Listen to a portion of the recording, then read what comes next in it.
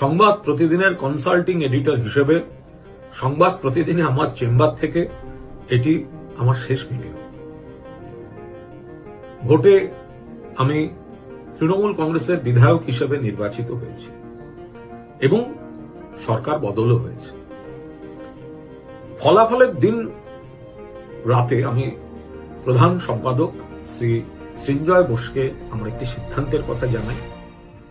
সেটি হচ্ছে যে যেহেতু এখন নতুন সরকার রাজ্যে চালাবে, সে ভোট বিতর্ক গণনা আমি এসবের মধ্যে ঢুকছি না, এবং আমি কাগজের কনসাল্টিং এডিটর, আমি আরেকটি পার্টির যারা এখন বিরোধী হবে তাদের বিধায়ক হিসাবে আমি নির্বাচিত।